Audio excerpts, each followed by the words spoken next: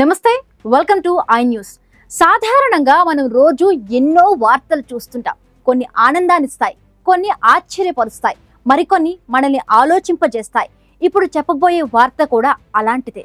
సముద్రంలో ప్రయాణించే భారీ నౌకలు, వాటిపై వేల సంఖ్యలో కార్లు, ఇదంతా మనం చూసే ఉంటాం. కానీ అలాంటి ఒక భారీ కార్గో షిప్ వేల కొలది కొత్త కార్లతో సహా సముద్ర గర్భంలో కలిసిపోతే, అవును, మీరు విన్నది నిజం. పసిఫిక్ మహాసముద్రంలో జరిగిన ఒక ఘోర ప్రమాదం ఇప్పుడు ప్రపంచాన్ని నివ్వెరపరుస్తోంది. 3000 కొత్త కార్లు, అందులో 800 ఎలక్ట్రికల్ వాహనాలు అన్ని ఇప్పుడు సముద్రపు అట్టడుగున. ఈ విషాద ఘటనకు సంబంధించి పూర్తి వివరాలు, దీని వెనుక ఉన్న ఆందోళనలు ఏంటి ఇప్పుడు తెలుసుకుందాం.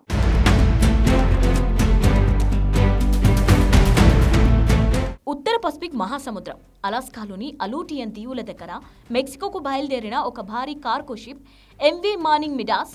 దీనిపై దాదాపు 3000 కొత్త కార్లు లోడ్ చేసి ఉన్నాయి. అందులో 800 వరకు ఎలక్ట్రికల్ హైబ్రిడ్ వాహనాలు కూడా ఉన్నాయి.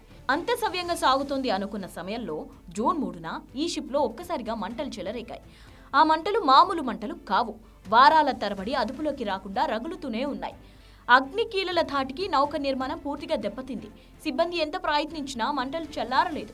చివరికి జూన్ 23న ఆ భారీ నౌక, అందులోని వేల కొలది కొత్త కార్లతో సహా పసిఫిక్ మహాసముద్రం అట్టడుగున దాదాపు 16,404 అడుగులు, అంటే సుమారు 5 కిలోమీటర్ల లోతుకి మునిగిపోయింది. కళ్ళ ముందు వేల కోట్ల విలువైన కార్లు సముద్రంలో కలిసిపోయాయి. అయితే ఈ ప్రమాదంలో ఒక మంచి విషయం ఏంటంటే, షిప్లో ఉన్న 22 మంది సిబ్బంది సురక్షితంగా బయటపడ్డారు.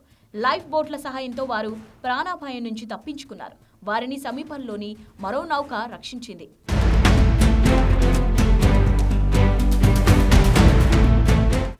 ఈ ఘటనతో భారీ ఆర్థిక నష్టం వాటిల్లింది. కానీ అంతకు మించి పర్యావరణవేత్తలు తీవ్ర ఆందోళన వ్యక్తం చేస్తున్నారు. సముద్రంలో ఇంత లోతులో వేల కార్లు, ముఖ్యంగా ఎలక్ట్రికల్ వాహనాలు మునిగిపోవడం వల్ల వాటిలోని బ్యాటరీల నుంచి హానికార రసాయనాలు లీక్ అయ్యే ప్రమాదం ఉంది. ఇది సముద్ర జీవరాశికి, పర్యావరణానికి తీవ్ర నష్టం కలిగించవచ్చు. అంతేకాదు, నౌకలో ఉన్న భారీ మొత్తంలో ఇంధనం కూడా సముద్రంలో కలిసిపోయే అవకాశం ఉంది. గతంలో కూడా ఇలాంటి అగ్ని ప్రమాదాలు, నౌకలు మునిగిపోయిన సంఘటనలు జరిగాయి. 2023లో ప్రీ మాంటిల్ హైవే అనే కార్గో షిప్ లో మంటలు, ఈ మధ్యనే బాల్టిమోర్ వంతెనను ఢీకొట్టిన డాలీ షిప్, ఇవన్నీ సముద్ర రవాణాలో భద్రతపై ప్రశ్నలు లేవనెత్తుతున్నాయి. ముఖ్యంగా ఎలక్ట్రిక్ వాహనాల రవాణాలో ఎదురయ్యే సవాళ్లను ఈ ప్రమాదం మరోసారి మన ముందుంచింది.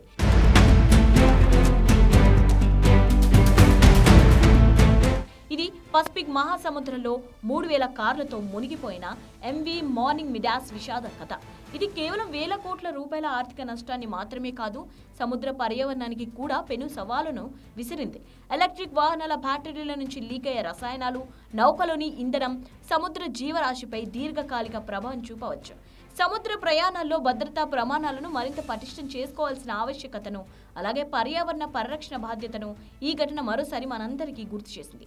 ప్రకృతి విపత్తుల నుంచి, సాంకేతిక లోపాల నుంచి మనల్ని మనం రక్షించుకుంటూ భవిష్యత్ తరాలకు సురక్షితమైన ప్రపంచాన్ని అందించాల్సిన బాధ్యత మనందరిపై ఉంది.